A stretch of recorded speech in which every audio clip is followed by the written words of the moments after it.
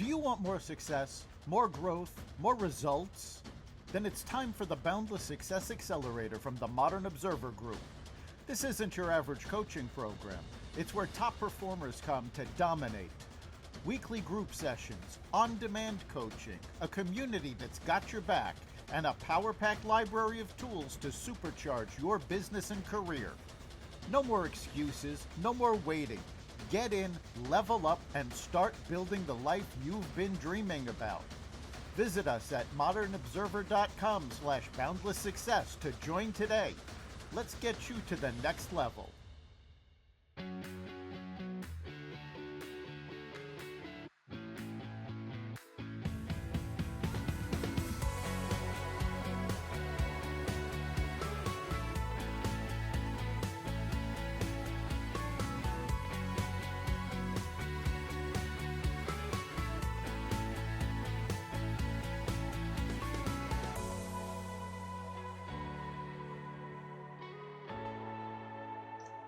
Hey everybody, welcome back to the Happily Never After show. I'm your host, Kate Mollison, and here we talk about turning the page after spousal loss. This week I have a very special guest, my dear friend and TED Talk coach, Jeremy Brewer. Welcome to the show, Jeremy. Thank you so much for having me, Kate. So Jeremy is a law enforcement officer, or former law enforcement officer, the way I understand it. Why don't you tell the listeners a little bit about your background? Sure. Thank you again. So for 27 years, I was a first responder. I started out in the mid 90s as an EMT, actually working professionally for an ambulance service. And then shortly after 9/11, I got hired on the police department. Happily served for a little over 21 years and has since retired. And now I'm doing risk control services, kind of in that same area of public entities. But that's a little less hands-on, right? Oh, yes. Oh, yes. You get to sit behind a desk for that one. So I'm so glad that you're here because you have a wealth of knowledge. And I really want to give the listeners some tips and some insight on what it's like in those instances when a spouse is lost and law enforcement has to be involved. I'm sure you've come across that at least once in your career. Would you be willing to share an experience with us? Absolutely. Yeah, so let's talk about it. Tell me, did you have to deliver that news? I've delivered that news sadly and honorably numerous times. And I Mm, say honorably because to be invited kind of unintentionally into somebody else's pain is, in many ways, it could be a mm, gift in teaching you how to be better and then how to be better in that role. You know, when I started out in my ambulance career, I was very young. I was 21 years old. And here I am as a 21-year-old person, in rooms with family members of someone who has just died or has watched me work on a loved one mm. as they died. And that's a lot for a young person, if you think about it. I mean, That's like they heavy. usually say from your, what is it, the frontal cortex of your brain doesn't truly, mature until 25. But yet, here you are at 20, 21, 22 years old, and you're in these moments and, really they teach you so much. So I can break it Still a down. kid, Oh, in some facts, or you're still a kid. and I always say it was a blessing and a curse to be in Mm, that type of environment because it's a blessing in that it's a master class in humanity. And it's a curse in that you never forget stuff.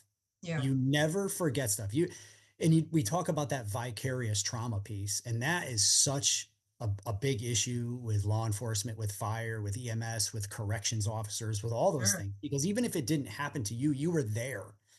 And to take on that pain and to, Well, there's even guilt, I'm sure, too, like especially as an EMS worker, if you're unable to revive the person, there's an obligation of responsibility, I'm sure. Absolutely. And the visual thing for me, I know you have shared many times your experience with your own loss, Mm, to have that equipment, whether it's a CPR machines, whether it's intubating somebody, whether it's starting an IV, just the smells of the alcohol swabs, all those different things in a traumatic moment just mm. stay with people.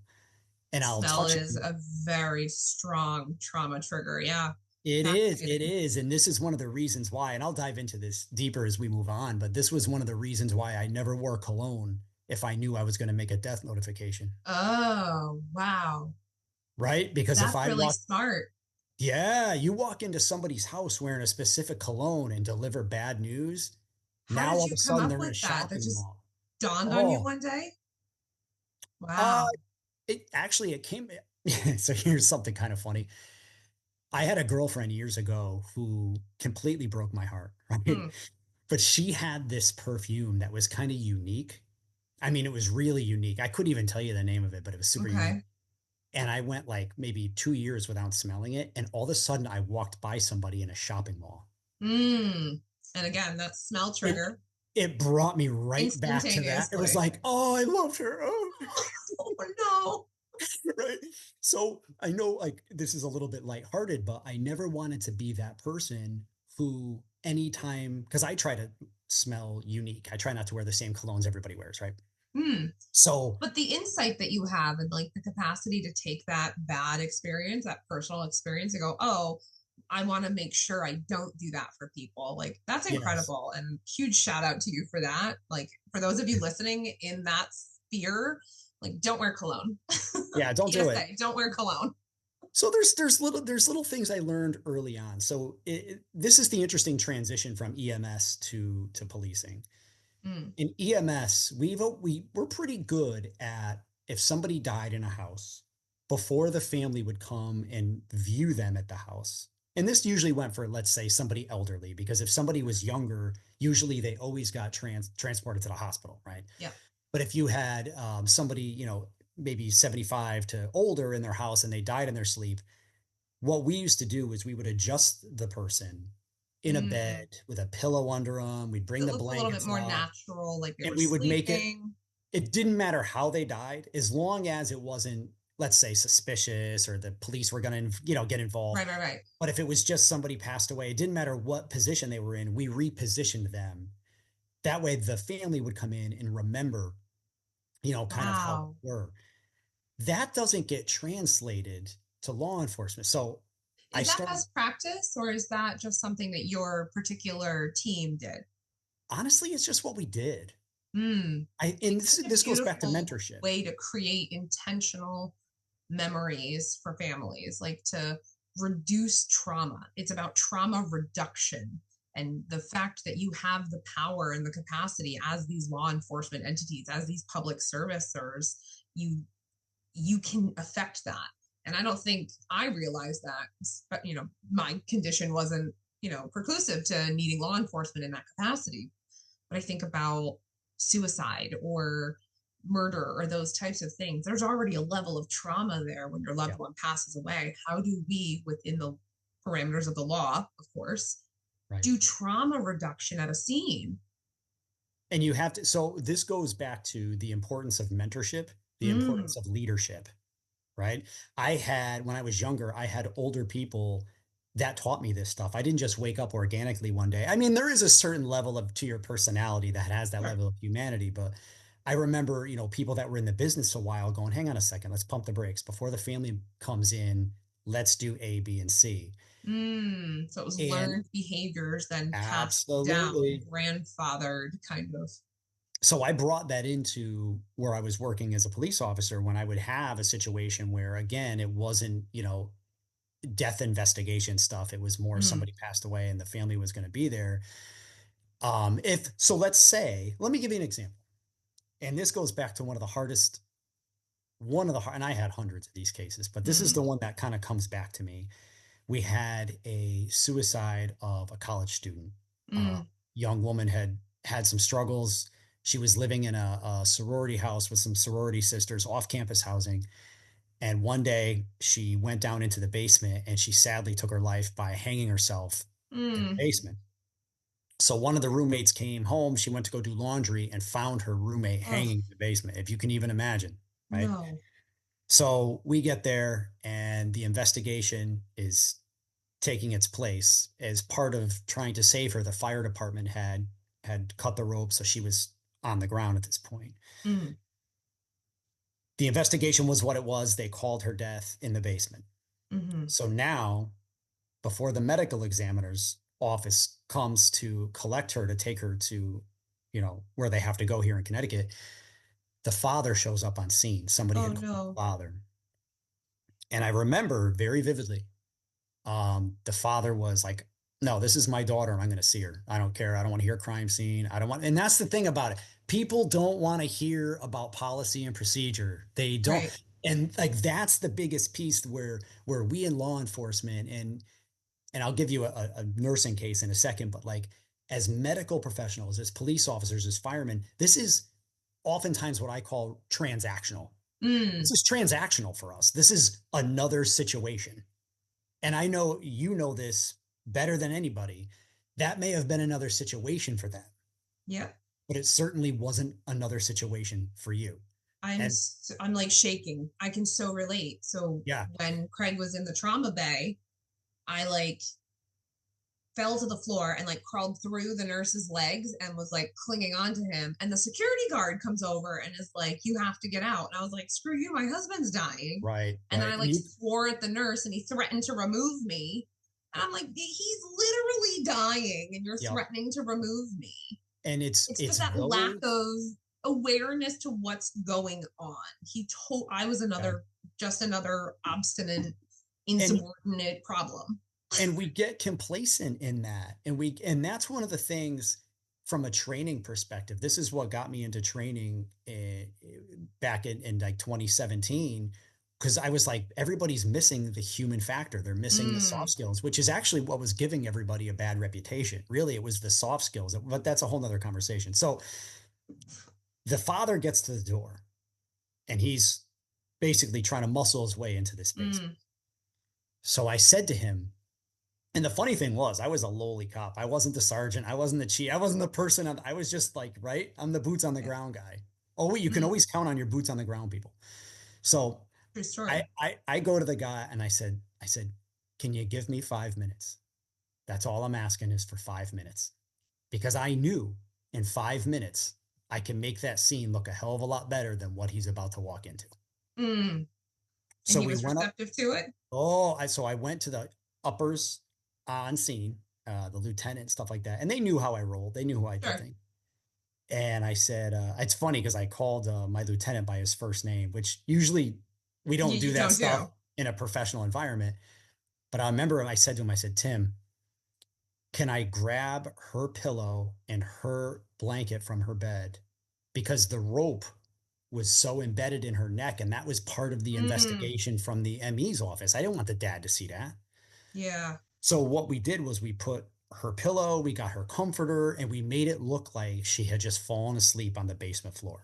Mm, And we covered up everything. wow. So one of the things I would share with people is you, at least for some people, they don't want to be surprised. In your situation, you were very surprised, So right? surprised. Nobody prepared you for what you were going to see. 100%. And I remember I said to this dad, I forget his first name now. Surprisingly, I forget his first name.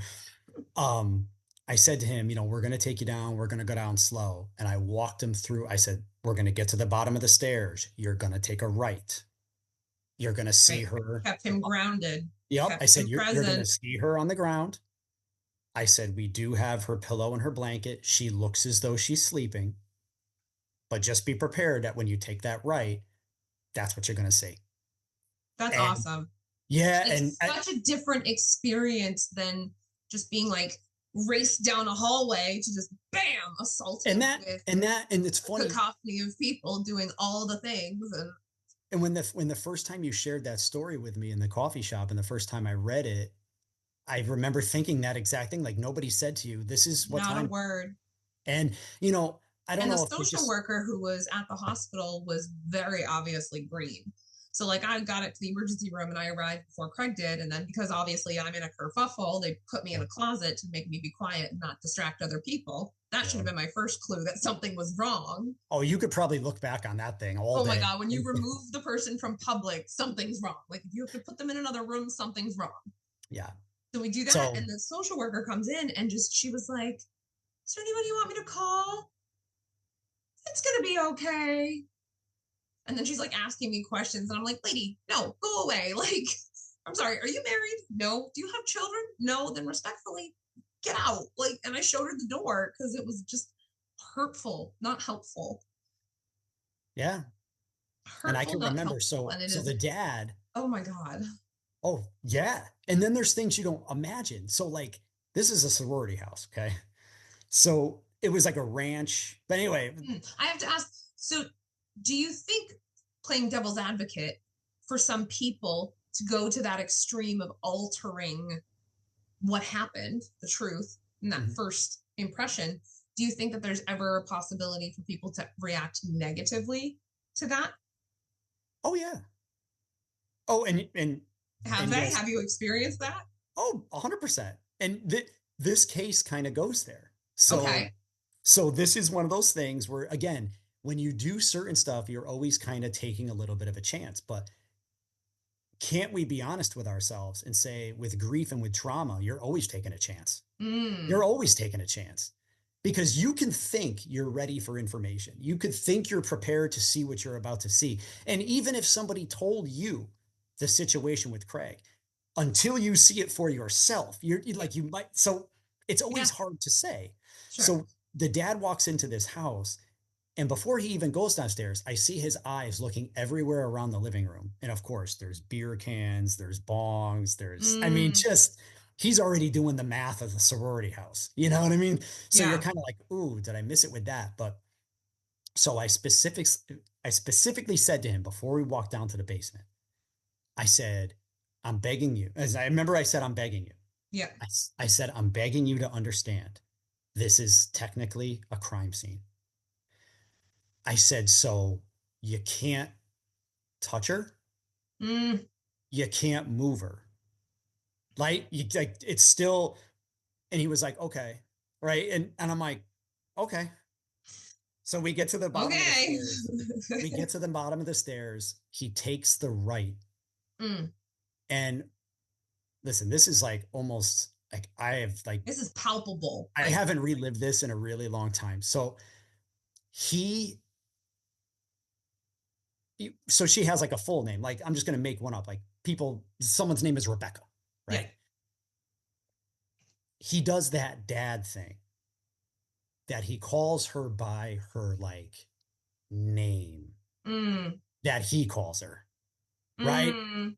It's like Beck. It's like whatever. I'm just making up a Oh name, right? my God. He calls That her like by family pet name. he calls her by the family pet name and he throws himself on top. His entire Oh. body, he throws himself on top of her body.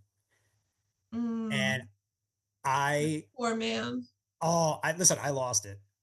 Of like the six people that were down there wasn't a dry eye. I'm And that sure. Like, how do you handle that? Do you just like weep openly? Is that a like turn and there's dust in my eye? here's Like, what I've what's learned. protocol for that scene? There isn't, Oh my but I'll tell you God. this. I have found that people appreciate the emotion. I What have do you guys found do afterwards? Like, once he's gone, once the body's gone, is there a like, there's got to be a debriefing for you guys? oh you would think there would be. So There's let's go not. barely ever. So let's go back to that moment though. Wow. So he throws himself and he starts calling her the pet name. I literally I literally couldn't breathe. Mm, You know that feeling like I know yep. you know that feeling, but you were in it. Just But I that mean like quickening of your breath. Yep. that and right away, again, you talk about trauma triggers. At that time, I think my oldest daughter was 2, Ooh. right? It was my only child. I think my wife was pregnant with my son, and my daughter was like 2.5 or something. Holy moly. And I remember like he's calling her the pet name, and I know I have a And you pet know name. your pet name and immediately like, I couldn't even breathe. I was nauseated. I was like, this is so bad. He's so, and, he's, of course, he's screaming at her. and Why? he's Why? heaving and I can, Oh, ugh. oh man. But here's what I will say. Everybody was great. Like even, upper management on scene. Mm, That was almost like these guys looked at me. So they look at me and I just got like, it's streaming down the cheek. mm. I'm just like shaking my head. Just let it roll. After he said what he had to say, he went outside to have a cigarette. Hmm. And I'll never forget, and you know me, I'm not a profanity guy, but I got to go there. I'll never forget my lieutenant, the guy Tim said to me, he goes, that was a fucking brilliant idea. Wow. Right.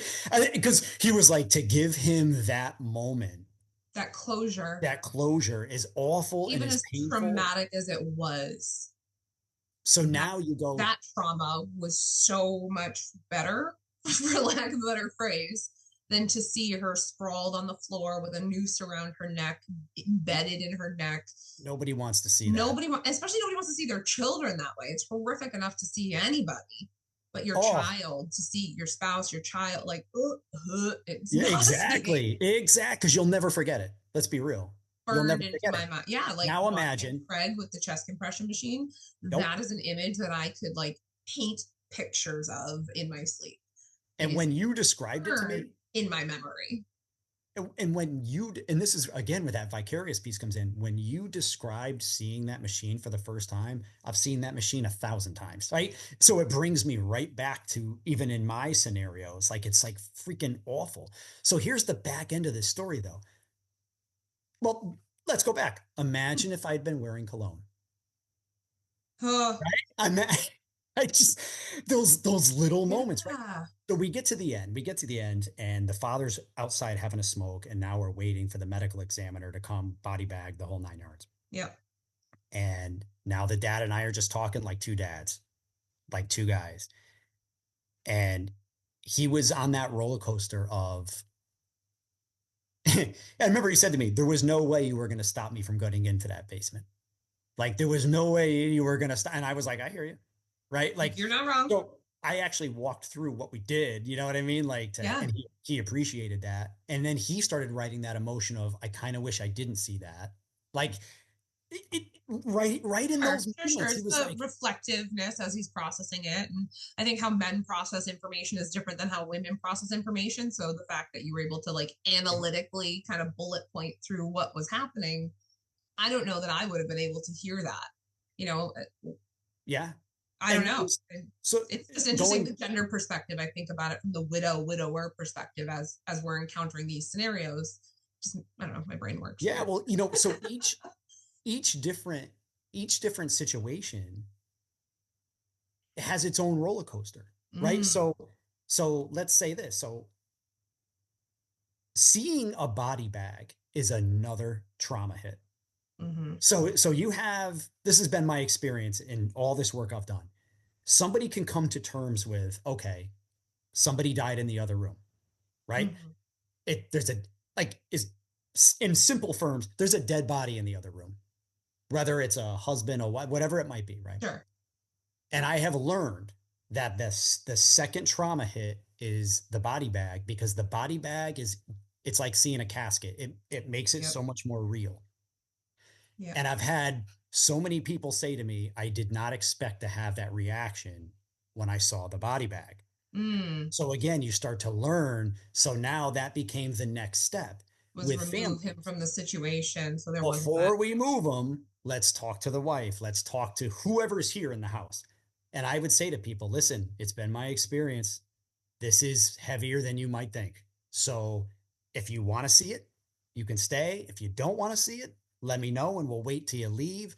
You give people that autonomy. That is Yeah. another one where people are like, you know what? Or I've had a couple people start to see the body bag and they're like, I'm out. Right. Yep. Like that's, they can, that's a big moment. And then the Yeah. last moment is in the, um, because it's not a hearse, right? So it's, in the mobile that they Yeah. use. The coroner's van. Yeah. So they don't actually have vans that say coroner. That's in the movies. Usually it's like like a minivan, Right. Like an like a Econoline Cadillac. van, a gray, some sort of, But yeah. watching it drive away for the last time is usually a moment for people that, and all of these, and I know I know you know this because you saw Mm. the TED talk that I gave a couple of years ago, but I had that scenario where I thought I was doing a brilliant job, where I walked the wife and the adult son through the Mm-hmm. scenario. I said, look, this is going to be tough. Yeah. He's going to come down in a body bag and blah, blah. And they were very much like, no, I want to see it. And he was a heavy man. He was well over Mm-hmm. 300 pounds. And they were upstairs in a cape. And I remember I had said to the coroner's office, "Do you need a hand?" And they're, "Oh, no, we got it." Kind of transactional. Mm-hmm. And I'll never forget it. They were by the thing, and these guys dropped that body bag, Oh my God. No, dropped the body sir. bag down the flight of stairs in a cave. Oh And what made it even worse was it came down. There was like a little landing, no. like An L-shaped stair? a little decorative end table with like a vase, and then it came down three more Oh steps. no. And this thing came down with such force and made the angle. That was another take your breath away moment. Oh Because you're my just like, God. I I cannot believe that this just happened. happened. And somebody, I'm not going to lie to you, somebody busted out laughing. Somebody busted out because it was such a reaction of like, I cannot That's like a believe it. weekend at Bernie's Oh, situation. Like, but you know what happens? Somebody else starts laughing, right? So I'm like, I'm almost fighting it myself. And because you don't know, like, yeah, you don't want to be that guy. it was so bad. It was so bad. I mean, Oh just my everything God. about that call was so bad, you know. And you go back to what people remember. I'll never forget the wife was so traumatized and upset because this wasn't a guy that had any medical issues. This was a guy Mm, that he actually was watching Sports Center with his son. He went to go to the bathroom, mm-hmm. and you've probably heard of that whole vasal vagal. He was on Yep. the toilet, he was bearing down, and he died Wow. on the toilet. He pulled And an Elvis Presley. and his son is sitting downstairs watching Sports Center. It's like midnight. And he's like, "What the heck? Where did dad go? He's been gone for like 20 minutes." So he Wow. goes up there and finds his father. Oh my God. And now this is like totally, I could talk about this one all day. He, he's got his, let's be real, he's got his naked dad from the waist down on the ground. He's on the phone with 911. They're Oh my. trying to walk him through doing CPR. So we get to the house. I get there before the fire department. So I go running up there with our little Ambu squeeze bag. Mm-hmm. And I said to him, "Are you comfortable doing compressions?" Because he was doing a good job. Yeah. And he was like, "Yeah." So I was, bagging the guy, and he was doing compressions. The fire Sure. department shows up. What we all missed was that because they were in a bathroom, he stepped into the shower and he closed basically the shower. It wasn't a glass door, it was like the Yeah. linen. Everybody forgot he was in there. Oh my God. So now they're working on the guy. And what happens is you get transactional and you start talking Oh in a no. way that you probably wouldn't talk in front of the family. Oh Right. no. So I'm still at the bag. I look up and I see him like peering through the linen. And that's when I was like, I cannot believe he just heard everything these guys said. You know what I mean? It was just so bad.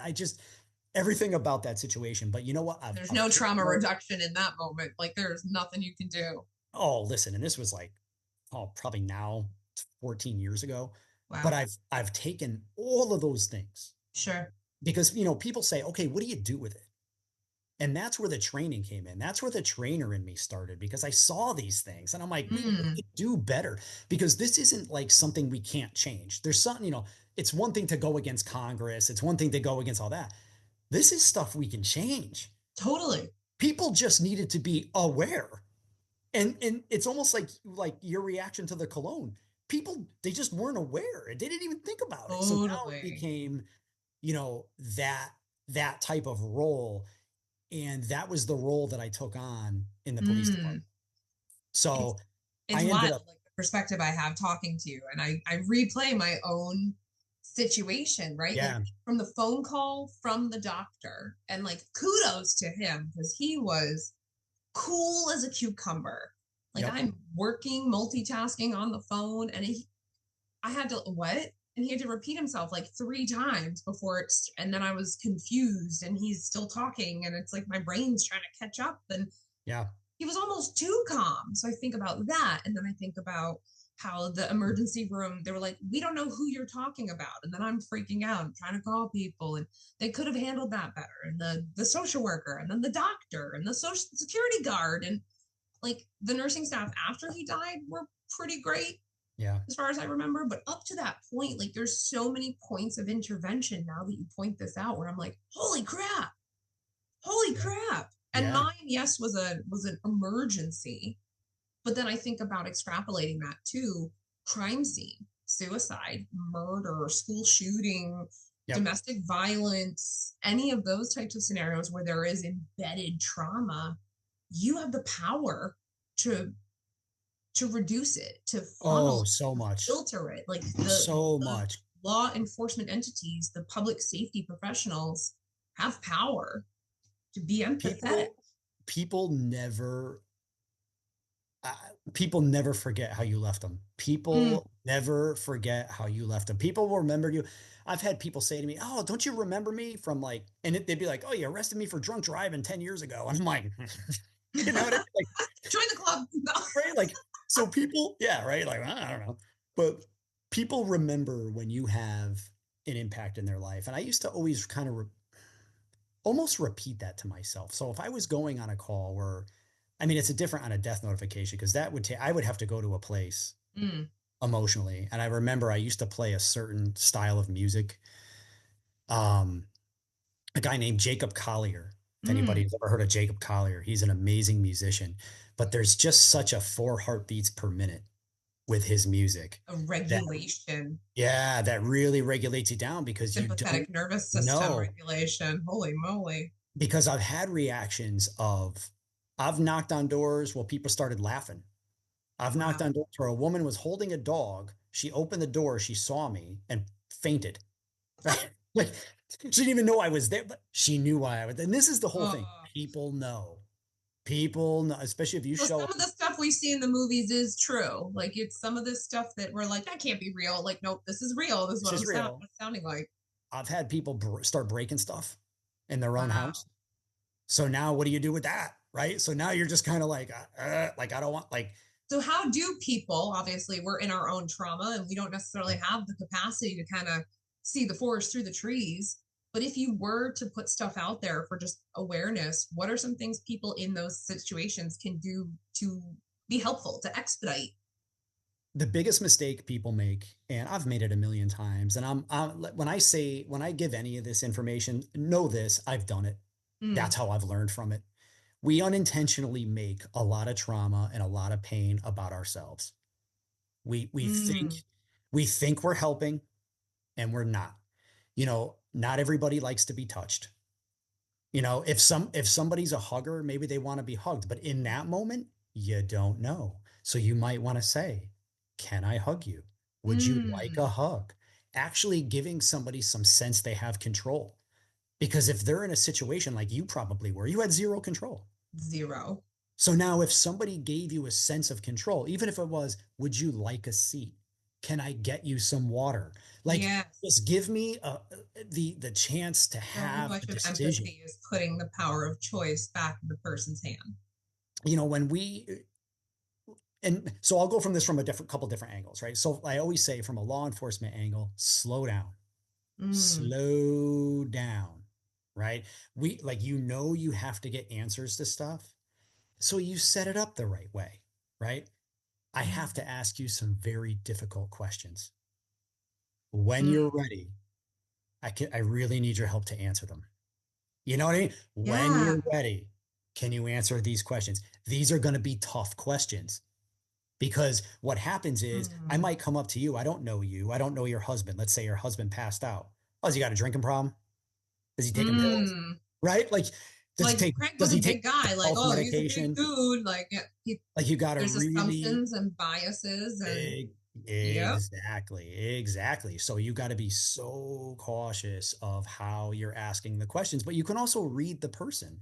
Mm. You can read a person like how you were in the hospital. That's not the right time to ask those questions. No. That is not the right time. And you got to read that. And I Now, was like a bird with my head cut off, sliding around, and they were trying to like, and your problem and the pushback I always get, from cops and stuff. They're like, "Well, I got to get the information." You do, but do you?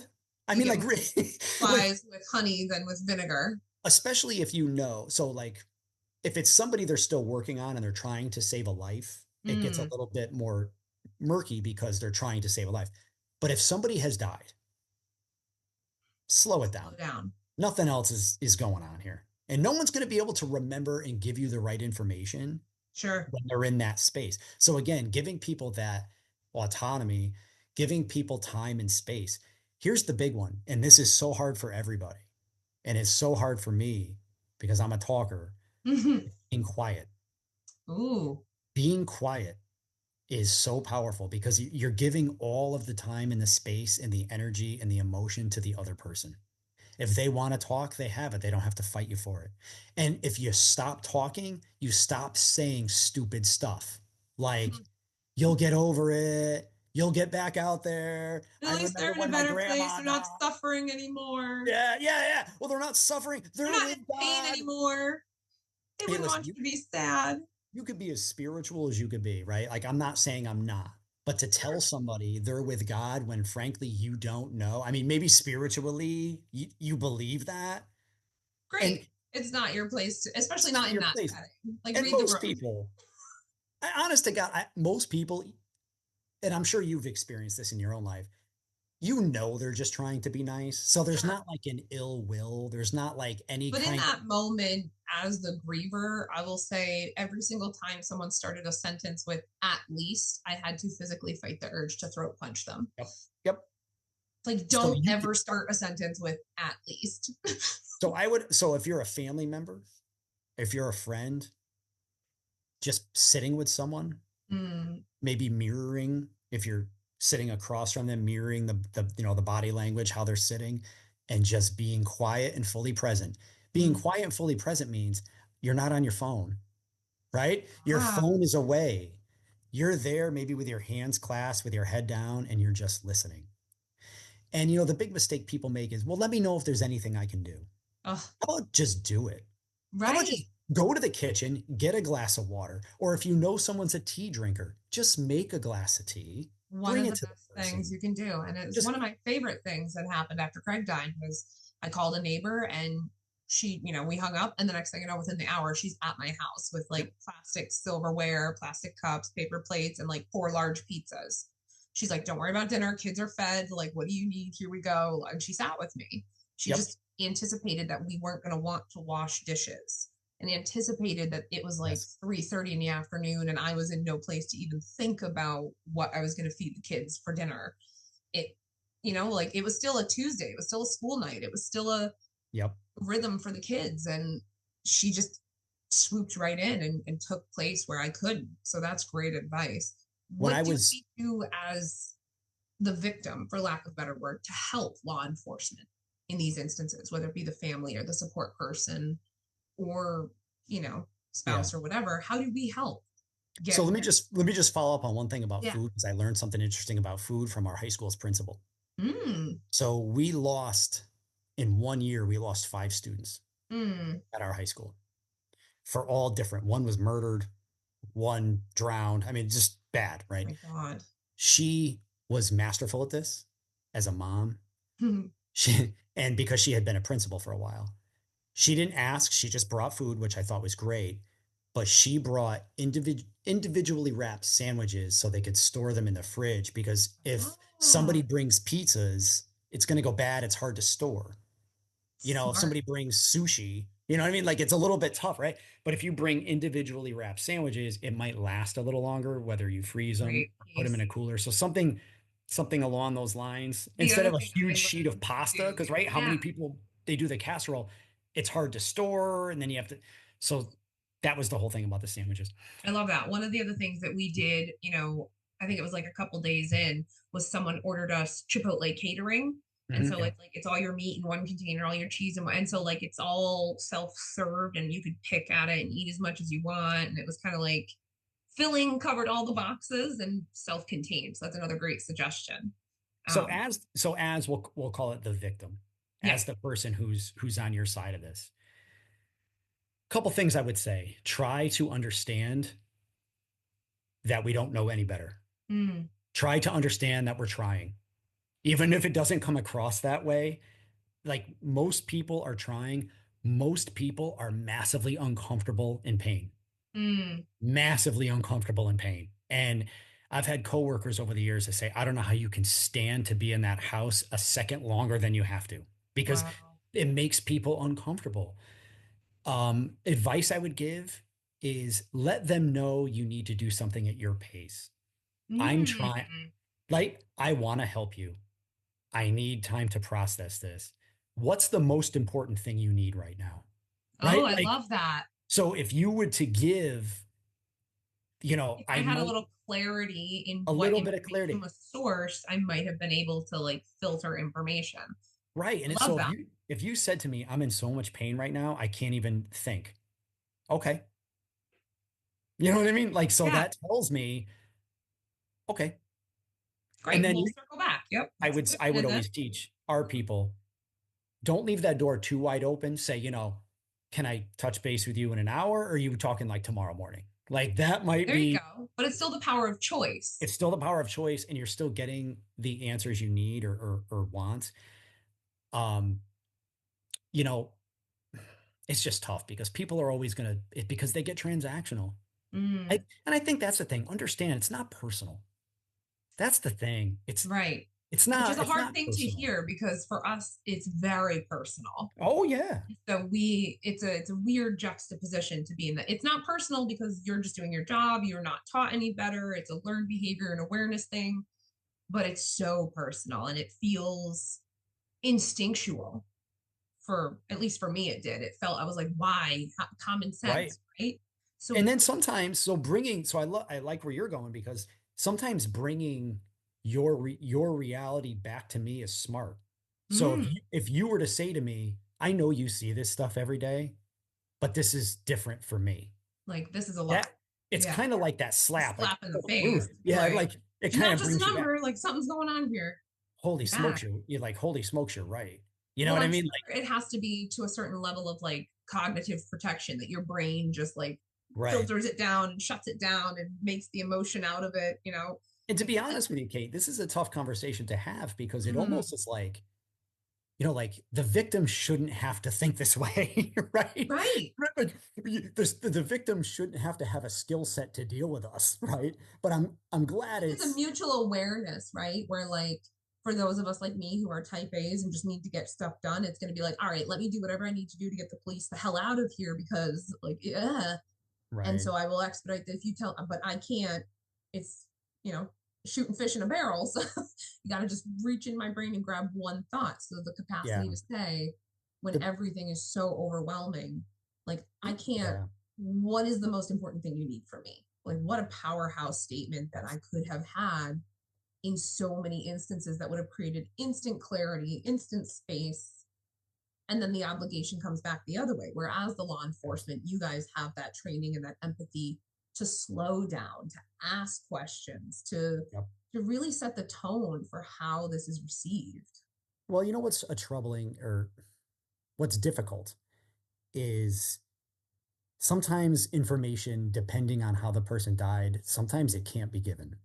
And that Mm, becomes a very, very, very difficult thing to deal with because if someone's, let's say, the victim of a crime, you mm. know, there's sometimes we can't release details of an investigation that Or somebody alter the really scene. wants. Let me give you an example. Uh, a friend of mine's daughter was killed in a car accident back in April, Mm, and she was the passenger in a car, and it looks, so we'll just go with looks, right? It looks like it was a reckless driving situation by the driver, oh, and sadly, she was ejected and was killed. This was back in April, and they still haven't heard anything back from the state police, wow. and it's November, November. right? So they don't hold any ill will to the state police, but it's that lack of clarity, that lack of communication. I remember her dad said to me, I would rather he called me once a week and said, we don't have any updates. Call Yes. once a week and say, we don't have anything. He said, but to go months and months and months and months and Not months hear anything. and not hear anything. And probate's the same way. Like Yep. probate is a forever process and you don't hear anything until you hear something and then it's an urgent timeline to respond. It's a hurry up and wait game. Like it Yes. is infuriating and that can be mitigated. Oh my God. I've I didn't had realize this. that's where this conversation was going to go, but I'm like Oh, wild about empathy all of a sudden now. oh my God. Listen, I had a situation once where, somebody had passed away on a long story short, they passed away on a quad. but it Mm. wasn't what you would think. It wasn't an accident. It turned out the person had a major heart issue and passed out on the Oh, quad. So it wasn't like a quad injury, but just we had yeah, impounded the quad. But we found out pretty quickly that it had nothing to do with it. gotcha. So the wife and the adult son wanted the quad.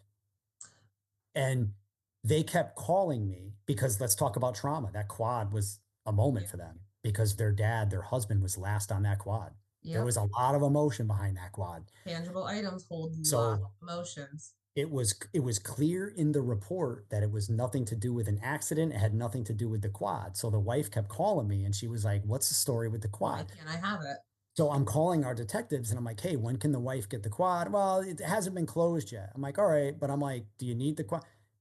And I got the typical government answer. "Well, this is just how we do things." Ugh, And I remember thinking to myself, is, is that okay?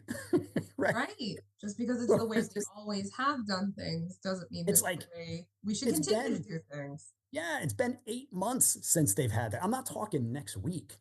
No, but like I'm talking a little half a bit. year later, Yeah, you that's know, like, crazy. so there's just little things, that I think we could get better at. And I I know love we it. kind of went a bunch of different places here. Yeah. But yeah, just being so aware, just being very aware of yourself, whether we go back to Mm, the cologne piece, go back to just being quiet, being present, mm, making phone calls for the person should they need them, love you know, that.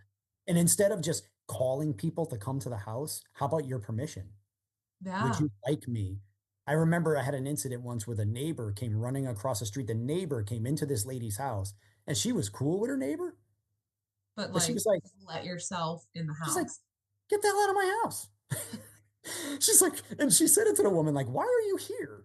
You know, Like, get out, and the nosy. woman took it some kind of way. She was like, oh, right. The audacity to be offended. Oh yeah, That's so crazy. Well, just we are just little about at the things. end of our time together, but I do want to give the listeners the opportunity to learn more about you and listen to your previous TED presentations or see some of your law enforcement training stuff that you do. Where can they find you? You can go to TED.com and / Jeremy Brewer, JeremyBrewer. You can go to TEDx Hartford for a talk, totally different talk that I gave for TEDx Hartford back in 2020. And I'm on LinkedIn and all those little fun places. All right, Jeremy, what a great conversation. And you've totally expanded my mind about that situation for viewers. So I hope that they took away some really important stuff. I know that I did. Thank you for having me. Great. Until next time, with grief and gratitude, I'm Kate Mollison. Thanks for listening. You've been listening to Happily Never After, part of the Xvadio podcast network. You can catch every episode of Happily Never After, as well as the rest of the network at xvadio.com, the Apple Podcasts app, YouTube, Rumble, Spotify, iHeartRadio, Audible, Amazon Music, and wherever you find podcasts.